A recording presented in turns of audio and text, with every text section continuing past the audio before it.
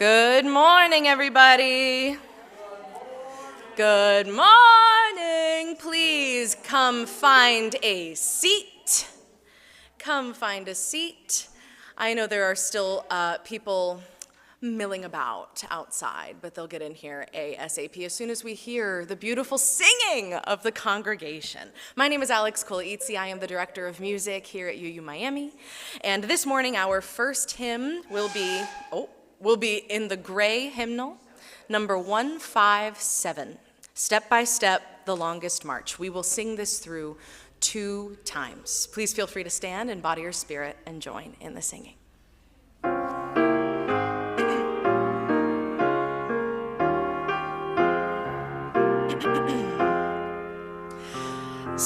Step by step, the longest march can be won, can be won.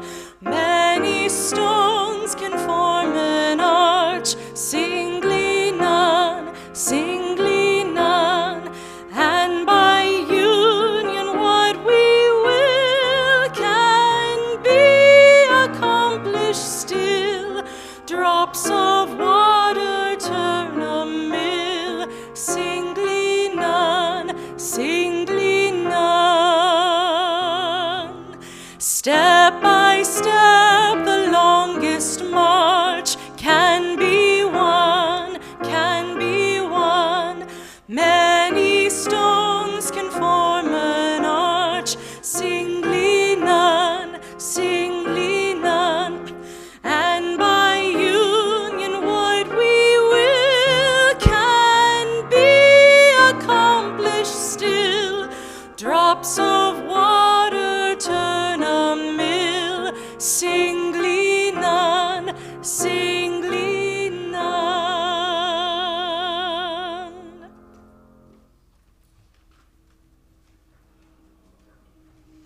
Welcome, everyone. Enter, rejoice, and come in to our multi-platform space here at the Unitarian Universalist Congregation of Miami, as we call it, UU Miami. As a member of the Unitarian Universalist Association of Congregations, we bring a liberal religious voice to the great city, county, and all of South Florida area, right? I'm Christine Hughes-Pontier. I use the pronouns she, her. I am wearing a summery palm tree dress today in honor of the end of summer. I have dark hair and light skin. As we begin, UU Miami always wants to acknowledge that we gather on the lands, the traditional lands of the Miccosukee, the Tequesta, and the Seminole people, and we honor with gratitude the land itself and the people who have stewarded it throughout the generations. May we continue to learn how to be better stewards of this land that we inhabit every day. UU Miami is a community of brave, curious, and compassionate thinkers and doers. We invite you to learn more about us. You can contact our minister, Reverend Tom Capo, any one of us who are, volunteering today, anybody on this stage, anybody wearing a yellow lanyard, feel free to come up and chat with us about UU Miami and our community here. Andie Arthur will be leading a service today about Hot Strike Summer, about the Writers Guild of America and the Screen Actors Guild strikes, and how they're part of a wider union movement. So it's common for us as Unitarian Universalists to light a chalice near the beginning of our service every week as a symbol of our faith. Today's chalice lighting comes from civil rights leader Reverend Dr. Martin Luther King Jr., who was also an advocate for organized labor. The labor movement did not diminish the strength of the nation, but enlarged it. By raising the living standards of millions, labor miraculously created a market for industry and lifted the whole nation to undreamed levels of production. Those who attack labor forget these simple truths, but history remembers them.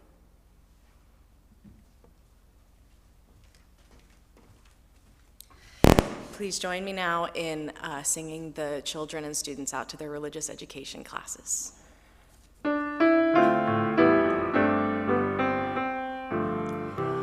May your mind be open to new learning. May your lips bring truth into the world. May your heart know love and your hands do the work of justice as you go your way in peace. As you go your way in peace.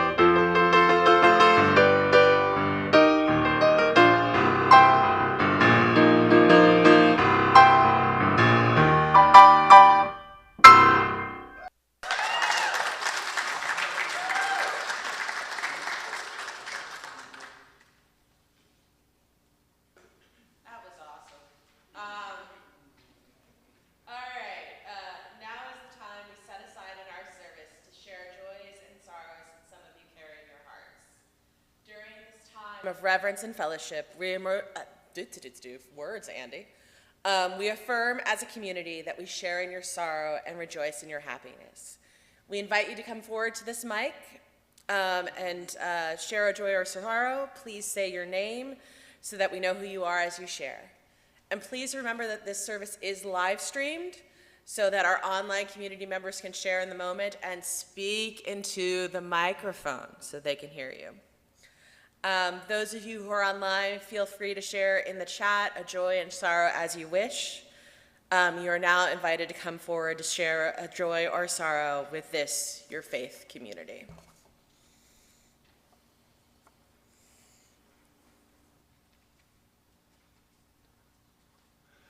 Good morning, I'm Bob Jacober, And as my writers are on strike, I wish to express joy without words.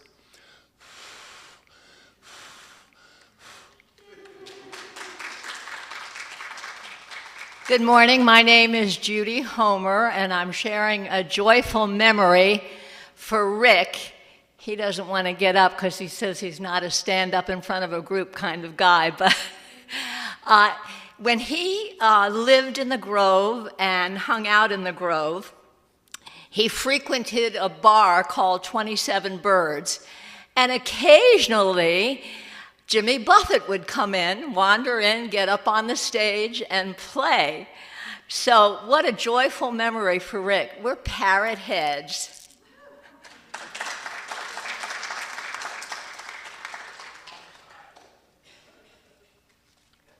Hi, I'm Geneva, and my joy is that I'm here with my very best friend. We've both been to UU a couple times, but this is our first time together, so that's very joyful for me.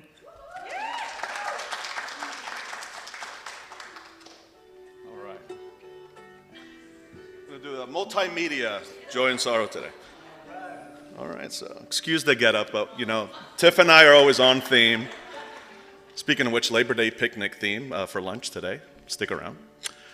So actually, Bob inspired me, since this has become like poetry hour up here,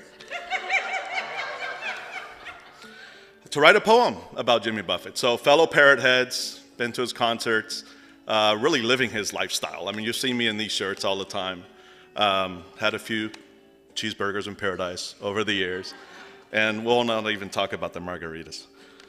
But it was really sad when he passed, and I wanted to kind of express our appreciation for him. In the land of margaritas, where the sun shines bright, we bid farewell to Jimmy Buffett, a legend taking flight. His songs of beaches and adventures, oh, how they made us smile.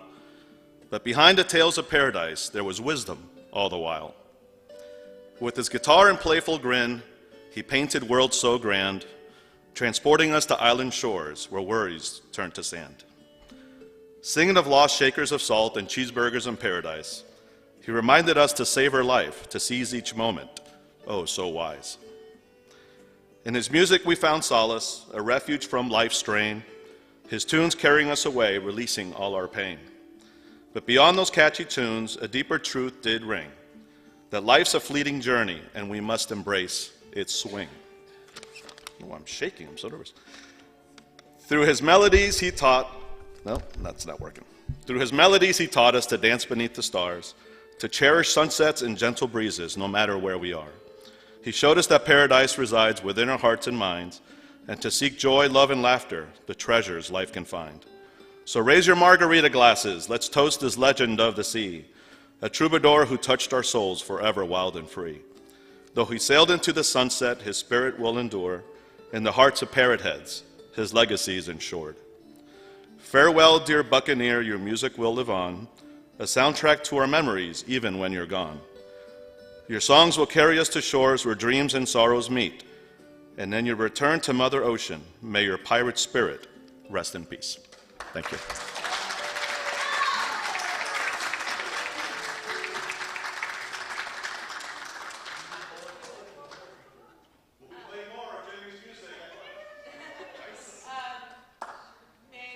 Take a moment to honor all the joys and sorrows in our hearts, and may we all one day find that lost shaker of salt.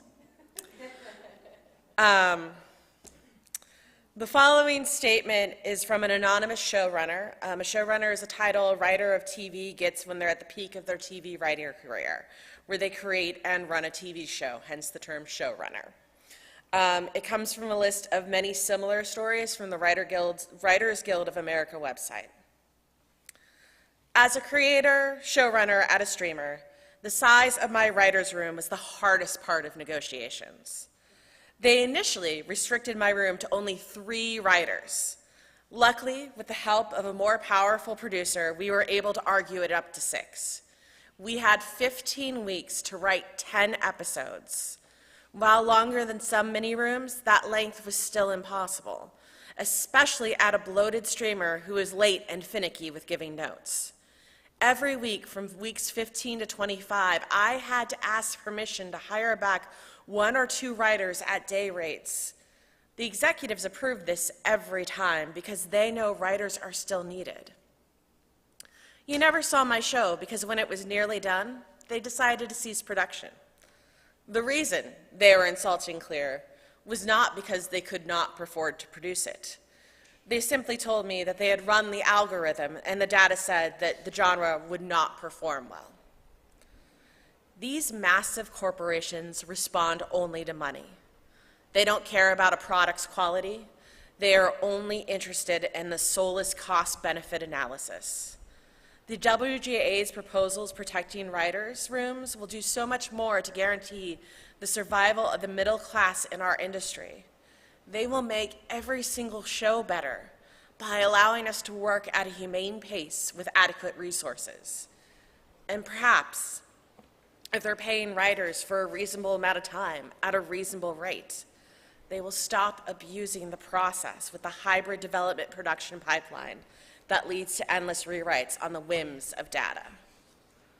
With this strike, we are saying that we will no longer be held hostage by these corporations who keep dangling the carrot. We are saying no to the sinister pipeline in which they diminish our visions, squeeze our workforce, and stunt our careers, all to be able just to disappear the show at any point, just to drive home that we're merely a means to the end for their pockets. And the following reading is adapted from an article by Ronnie Mala for Vox. Everyone, it seems, is on strike or threatening to be. Not only have delivery drivers, teachers, and hotel workers taken to the picket lines in recent months, but so have the people who play them on TV. Actors in SAG-AFTRA and writers in the Writers Guild of America are both on strike, the first time that's happened in 63 years. In July, United Airlines pilots negotiated a 40% raise over the next 4 years, and soon after that, American Airlines pilots were able to get a similar deal. Both unions had voted to strike if they couldn't get a suitable contract. UPS narrowly missed a strike this summer that could have been disrupted much of the U.S. economy, gaining big pay increases for both full-time and part-time workers, in addition to AC and new trucks, and no forced overtime on their days off. This was all after Starbucks workers, upset that their company's refusal to bargain for a fair contract, went on strike at more than 150 locations around the country earlier this summer. Meanwhile, Amazon drivers, hotel staff, fast food workers have all been on strike some point this summer, and more big strikes are potentially on the horizon as the contract between United Auto Workers and the big 3 American auto manufacturers will expire this fall. All these different struggles, all happening at the same time, in all these different industries, involving all these different groups of workers, all of them are making connections between their struggles, said Barry Eldon, an associate professor of sociology at McGill University. You're seeing that in a way I have not seen in my lifetime. But why are so many workers striking right now? A constellation of factors is at play. Much of the union activity has to do with the structural issues of inequality that were exacerbated by the pandemic, during which the public called many people essential workers while their employers treated them like the opposite. For many, working conditions worsened over the past 3 years and worker pay has not kept up with inflation. The big deal is that's been a problem for the U.S. for centuries is the rich get richer and the poor get poorer, said Art Wheaton, Director of Labor Studies at Cornell University. And now the CEOs and executives have been doing really, really well in terms of their compensation over the past 5 years. If billionaires have enough money to fly to space and you can't pay your rent, you have no sympathy for the company, he said. Labor activity also feeds off other labor activity. When one group of workers witnesses another group of workers strike or actually win better conditions and better pay like Teamsters did with UPS, it inspires others to do so. More and more, it seems like workers are showing up not only for their peers and people at the same company or organization, but for workers in industries completely unrelated to them. and horizontal solidarity. The Writers Guild of America showed up to Teamsters rallies, and Teamsters have refused to make deliveries to the studios. Starbucks workers can be found supporting Amazon workers and vice versa. All of these issues are also factoring into broad public support for unions, which is at its highest level since 1965, according to Gallup. Current labor actions at companies and organizations that are household names and the media coverage they generate only stand to make the workers' and unions' plights more widely known. People who have never heard of unions now know about unions. Everybody knows when Brad Pitt is on strike.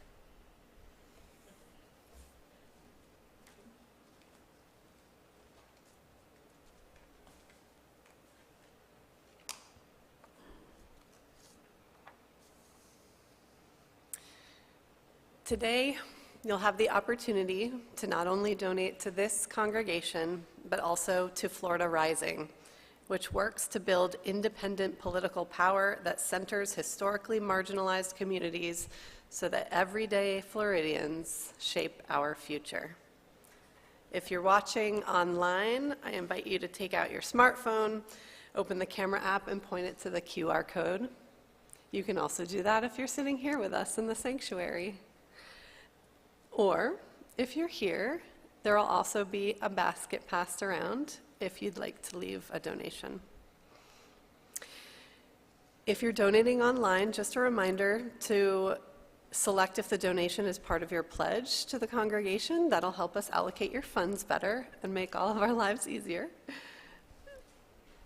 This congregation is sacred to so many of us. It's a place of memory, of hope and inspiration.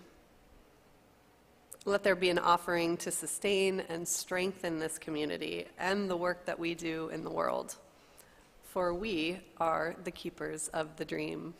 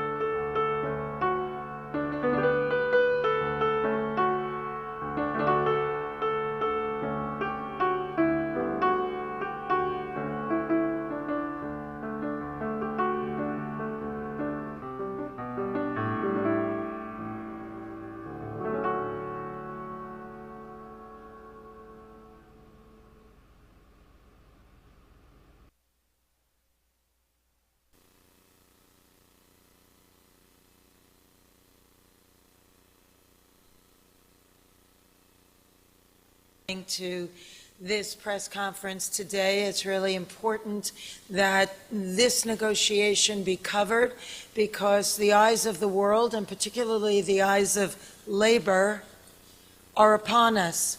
What happens here is important because what's happening to us is happening across all fields of labor by means of when employers make Wall Street and greed their priority, and they forget about the essential contributors that make the machine run.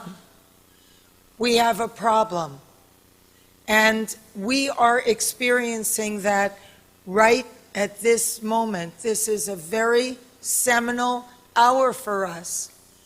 I went in earnest, thinking that we would be able to avert a strike. The gravity of this move is not lost on me or our negotiating committee or our board members who have voted unanimously to proceed with a strike.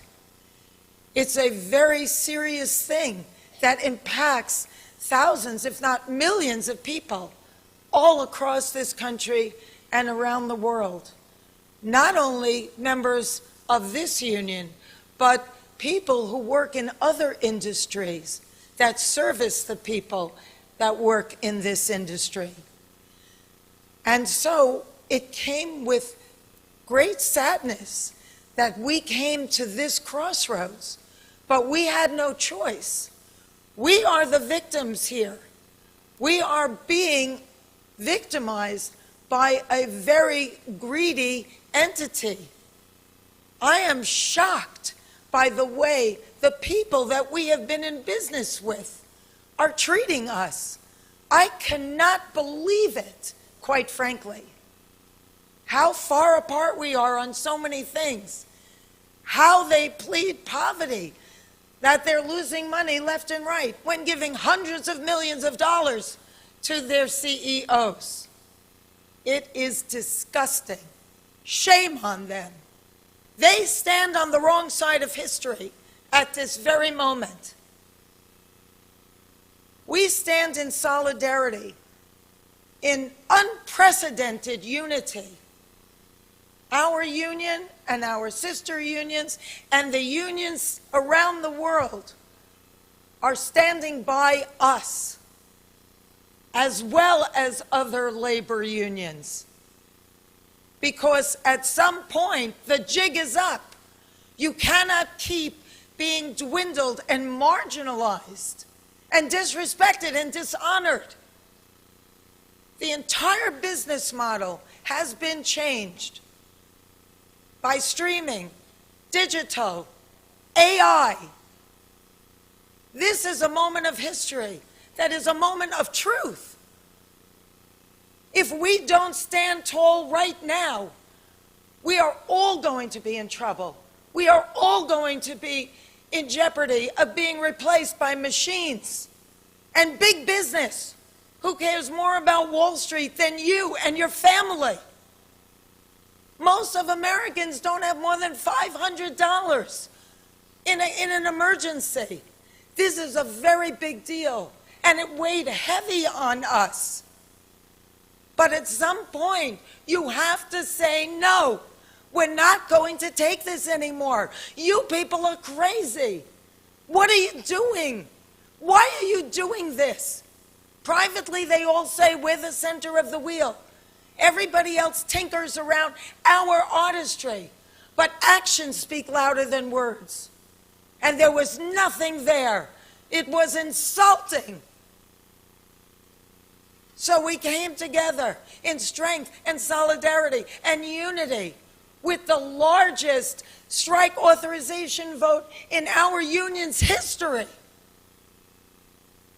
And we made the hard decision that we tell you as we stand before you today. This is major. It's really serious, and it's going to impact every single person that is in labor. We are fortunate enough to be in a country right now that happens to be labor friendly. And yet, we were facing opposition that was so labor unfriendly, so tone deaf to what we are saying. You cannot change the business model as much as it has changed and not expect the contract to change too. We're not going to keep doing incremental changes on a contract that no longer honors what is happening right now with this business model that was foisted upon us. What are we doing? Moving around furniture on the Titanic? It's crazy. Without us, Thank you.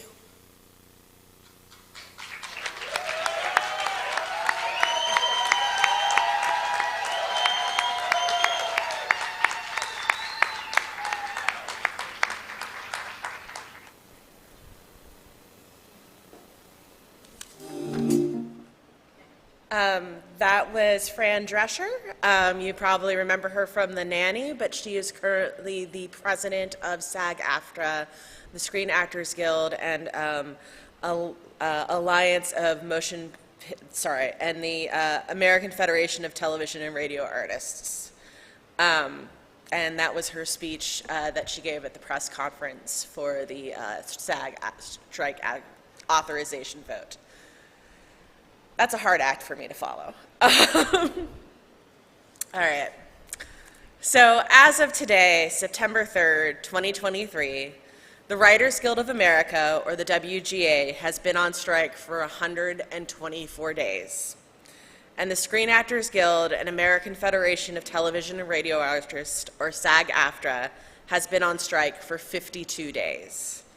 They've been striking from the Alliance of Motion Picture and Television Producers, or the AMPTP. For the sake of my personal sanity, I will be using acronyms for the rest of the service. Tomorrow is Labor Day, and this is a very, very pro-labor message. I believe that standing on the side of labor is deeply aligned with our values as Unitarian Universalists. When one side of the strike says that they'll continue to not negotiate until the workers lose their houses, our values say we should be with the workers. This service is specifically about the ongoing Hollywood strikes, but so much of this strike feels like an overview into the future of working people everywhere across all industries. I know a lot of folks here are retired, but I hope you can still be in solidarity with those of us who are still in the workforce. This is just a worship service, so I am not going to get so deep in the weeds on this strike, but rather provide kind of an overview of what is going on and why it matters. If you're interested in the nitty-gritty details, please be aware of where you're sourcing your information from. The AMPTP has hired a crisis PR firm and is pushing certain narratives into the press.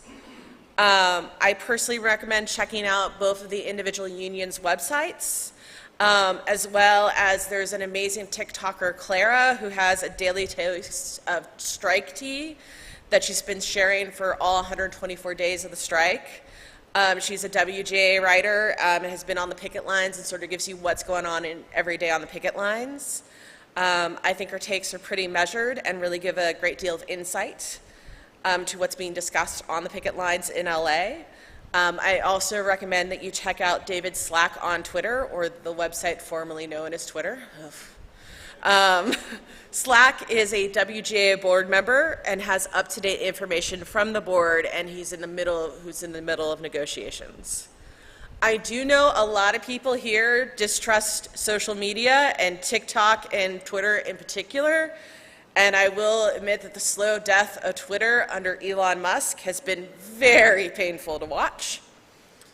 But I do want to suggest that you try to source your information from the workers directly. A lot of the news coverage, particularly entertainment industry newspapers and websites, will be coming directly from this PR firm. And it's created a so division. Got to be smart on where you get your information. All right, so why have the writers and actors of movies and TV been on strike for months? And what exactly does that mean for us living here in Miami? On a basic level, it means there's no new movies or television shows are being made right now in the US. The strike only covers some specific contracts, namely those around TV and film. Actors can do voiceovers for audiobooks, video games, though that contract's going to be on strike soon, possibly. Film commercials, and also film music videos. Actors are also able to get interim agreements from smaller studios who are willing to negotiate with SAG-AFTRA to meet their demands. This is about to change, as I just said. Voiceover contract is up for a strike authorization vote and will probably go on strike. This also does not cover live theater. Live theater is covered by a completely different union called the Actors Equity Association. A lot of actors are members of both Actors Equity and SAG-AFTRA, but again, they're just two different unions for two different types of work. So why are they on strike right now? One of the biggest reasons is pay. It's not as well covered as the concerns about AI, which I will talk about, but pay is really the biggest reason. The pay rates offered by the AMPTP to both SAG-AFTRA and the WGA are lower than the rate of inflation. So they are being asked to take a pay cut. And that is just not sustainable for most industry workers. Yes, some SAG-AFTRA members, like say Brad Pitt or Meryl Streep, are millionaires. But the majority of the membership does not make the $26,000 a year required to get health insurance. I'm going to say that again. The majority of SAG-AFTRA's membership does not make $26,000 a year that is required to get health insurance. Yeah. Both unions have asked for increases to their pension and health care funds, which were not met with a counteroffer. And contribution caps for SAG-AFTRA have not been raised for 40 years. That's as long as I've been alive. Both unions have asked for streaming residuals. Residuals are payments for episodes and movies shown on TV or streaming long after the show was made. All of the streaming companies, Netflix, Max, Disney+, Hulu, Paramount+, etc., there's so many streaming companies these days, have been extremely cagey about giving streaming residuals because they do not want to share the actual viewing numbers of their shows. So for traditional shows, you know how many, there's the Nielsen company, you know how many people are watching traditional broadcast TV. Netflix and the rest feel that that's proprietary information and they do not want to share how many people are actually watching any of their specific shows. They just share overall subscriber numbers. This is a much, much deeper rabbit hole than I'm going to get into in this service, but the lack of transparency about how well a show is doing keeps the creators and workers of that show in a constant state of anxiety because they don't know if it's going to get canceled or not. They don't know if they still have a job. If you were on, say, Friends in its heyday, you knew that that job was going to continue for a while. If you don't know if you don't know if your show's doing well or not, it could be a critical darling, but if no one's watching it, it could get cut at any time. And that is a condition that benefits the streaming companies. Another thing both unions are asking for is less unpaid work. The type of unpaid work differs by profession, but both actors and writers are asked to do it. Screenwriters, or those who write movies and not TV, are essentially gig workers. They will pitch an idea to producers who will then ask them to write a treatment or first draft. They will not get paid to write this treatment or first draft. They will then go through about 4 to 5 months of edits, unpaid, and then they will only get paid if the movie gets picked up to be in production. So that is a lot of unpaid work. On the actor's side, there's the issue of self-tapes. Self-tapes are pretty much explanatory. They're self-taped auditions, which has become a common practice since the pandemic. In the past, an actor would go into a casting office and create an audition tape using that casting director's equipment, reading with an employee of that casting director's office. Now, an actor is expected to have their own professional lighting, their own green screen, and their own tripod to film, usually on their phone, but still have a whole setup. They have to ask their partners or family members to read the other lines with them. And then they're asked to do that in a very short amount of turnaround time. It's very quick, and the actor has to edit their own work professionally. All of these costs that used to be fronted by the studio are now fronted by the actor, who is obviously not guaranteed the part. It's an audition. SAG-AFTRA's demands include a standard minimum turnaround time to get all that information, that self-tape edited into producers that excludes weekends and holidays. And it also, they're asking that it's responsibility that the producer will let them know if the part's already been cast before they go through this process. The AMPT said, no, we reject that proposal. One of the issues that is specific to the Writers Guild is a shrinking workforce for TV writers. I talked about this in the opening words from the point of view of someone who runs a show. It's what's called a mini room. TV writers naturally work in a writer's room together that is led by a showrunner. They work together as a group to figure out like the plot of a season, and then individual writers or teams of two will go off and write individual episodes. Those writers traditionally would then be on the set for filming those episodes, so they're able to make adjustments as needed. So like, let's say, it can be something as simple as, oh, this wall is painted red instead of blue, I should not refer to it as a blue wall.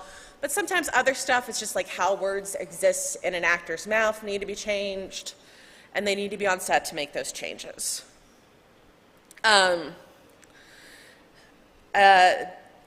Mini rooms, as the name implies, are a smaller version of that traditional setup.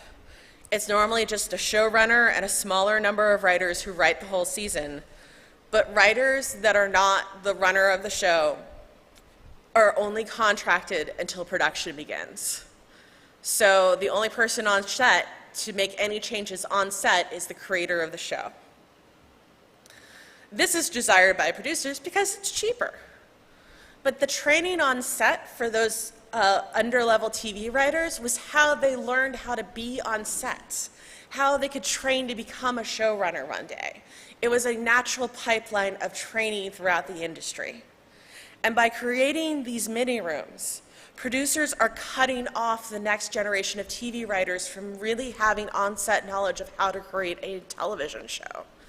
It also means that there are fewer writers' jobs in general, as fewer writers are being hired. It's a concern about the long-term career trajectory of writers, like how do you go from being a staff writing assistant to someone who runs a show? And it's just also the concern about the number of people in the union who are able to work. And now let's talk about the spiciest problem in the room, AI.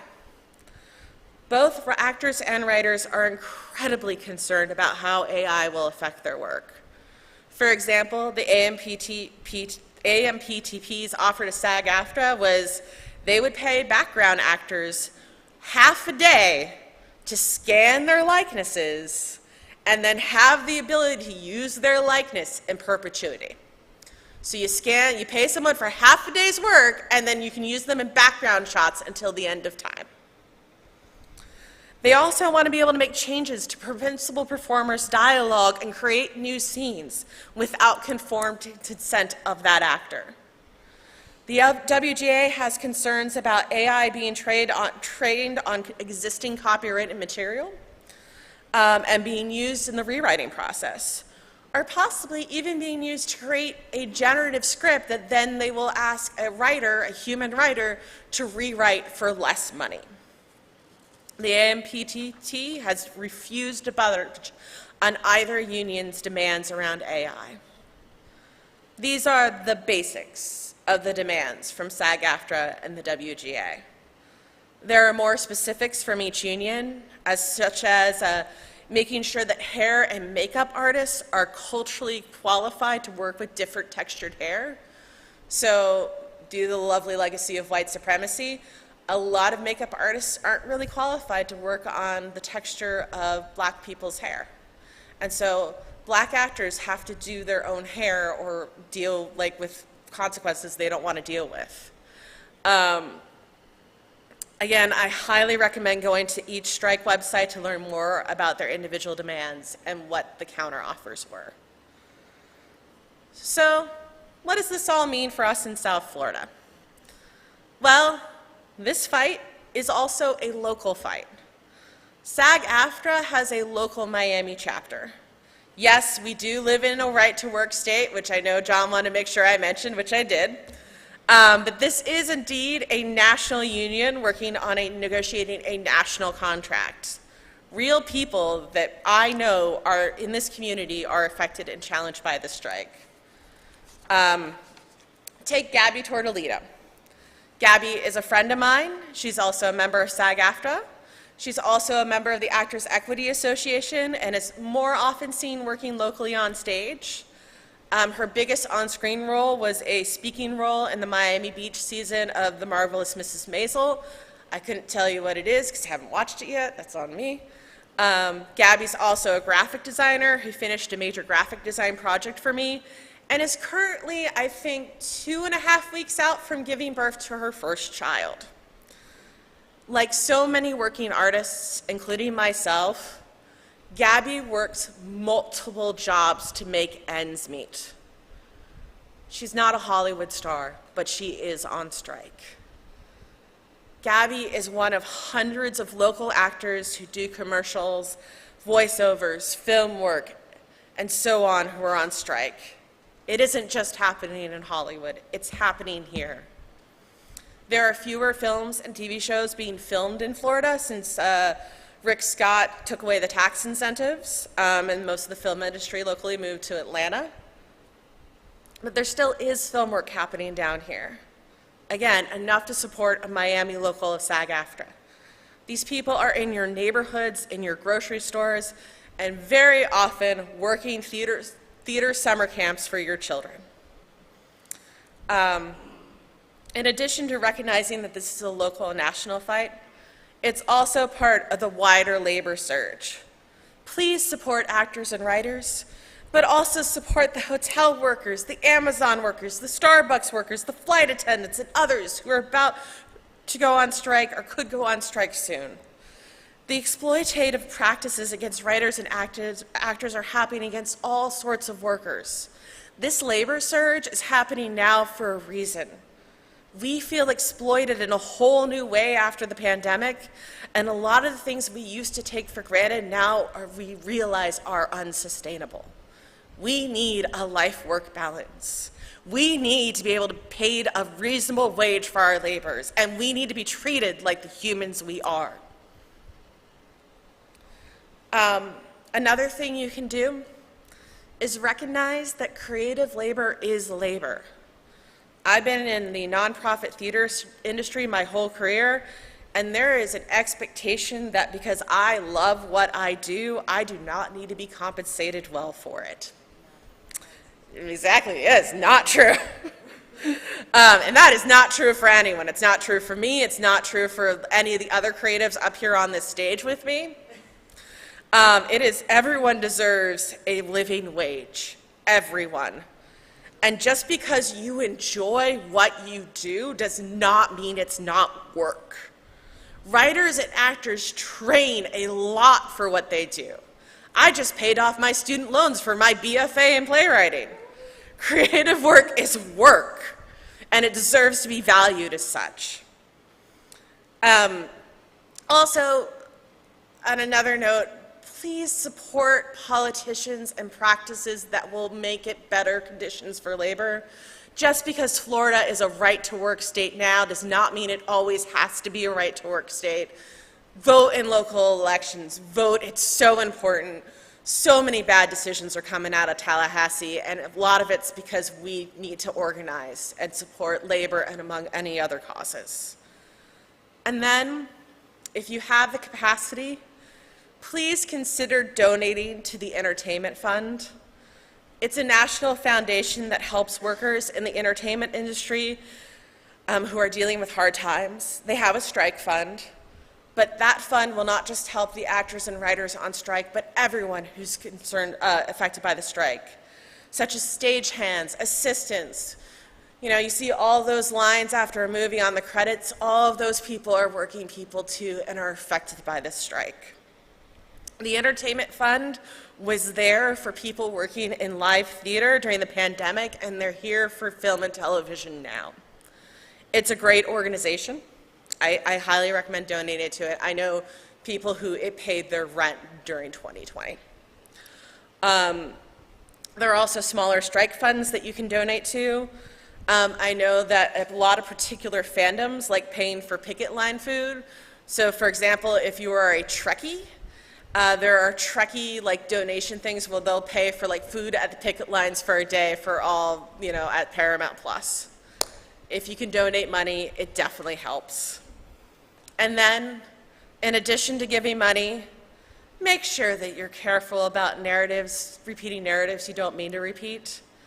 As I said earlier in the service, the AMPTP is willing to spend money to hire a crisis PR firm to control the narrative around the strike, but they aren't willing to pay their workers.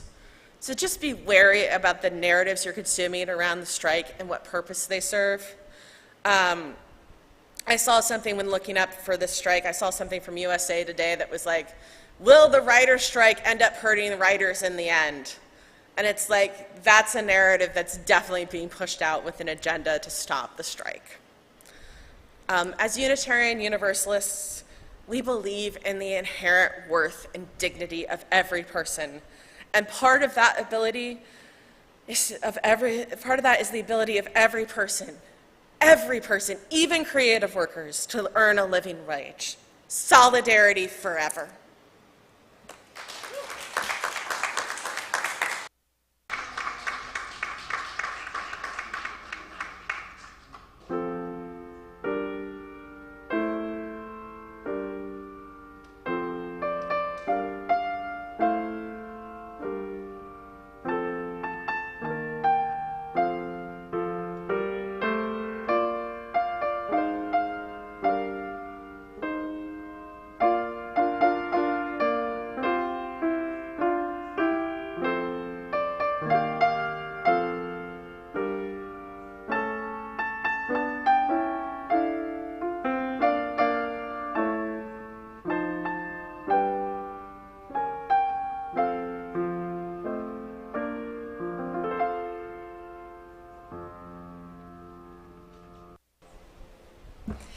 Our closing hymn today was chosen by Andy, and it is a hymn alternative because it's not out of our usual two hymnals. This is the Union Anthem. It's called Solidarity Forever, the tune of the Battle Hymn of the Republic or John Brown's Body. Don't sing Battle Hymn of the Republic, though. The words will be up there for you. Please stand and sing your heart out to our final hymn today.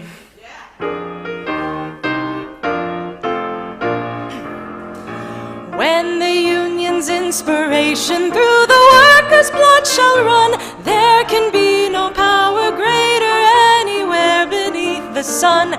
Yet what force on earth is weaker than the feeble strength of one? For the Union makes us strong.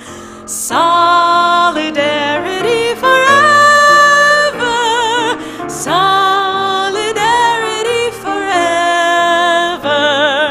Solidarity forever. For the Union makes us strong.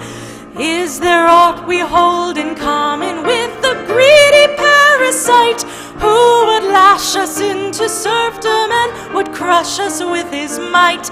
Is there anything left for us to do but organize and fight? For the Union makes us strong. Your turn. Solidarity forever. Solidarity forever. Solidarity forever. For the Union makes us strong.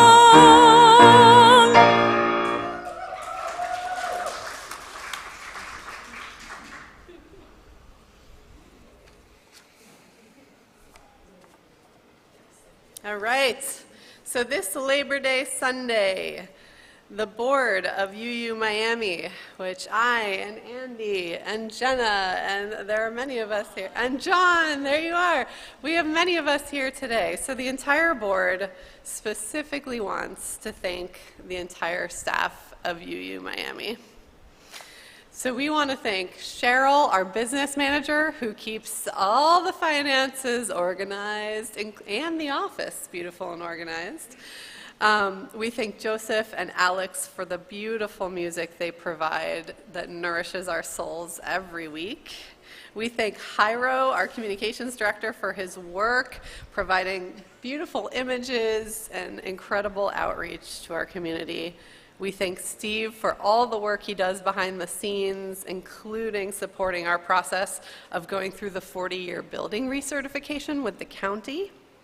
We thank Derek, who's just joined the staff as our new audiovisual technician who will now be running our live streams. We thank Jessica, who creates engaging programming for our children and youth. She's back there right now with them, and our childcare workers who are here every week to take care of the littlest ones. And Luce, our yoga instructor, who offers yoga twice every week as a spiritual practice. We thank Reverend Tom for his presence, for his leadership, for being a voice for liberal religion in this community, in our world. Everyone on this staff is a vital part of what makes UU Miami happen and thrive, and we want to join the congregation in thanking them all for their service.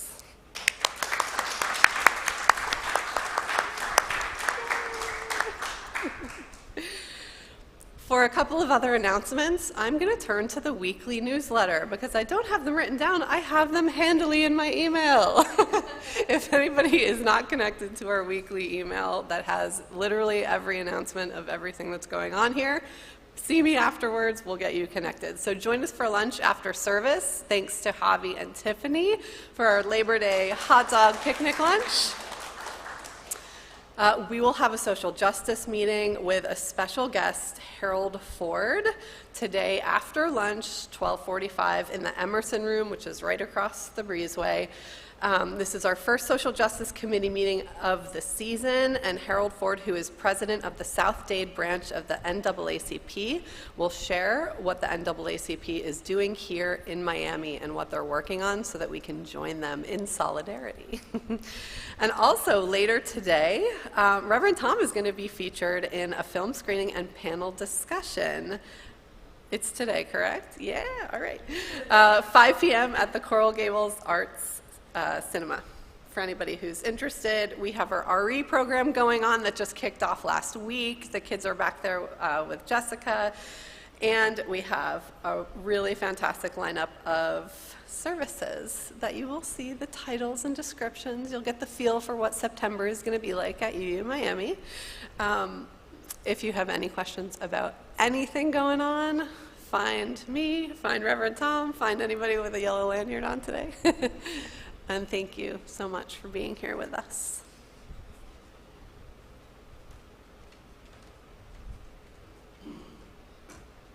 All right. To end today's service, I'm going to quote one of the many, many hilarious signs that you can see out on the picket lines. "I am mad as hell, and I'm not going to take it anymore," was not written by a producer. Pay your writers. Solidarity forever, folks.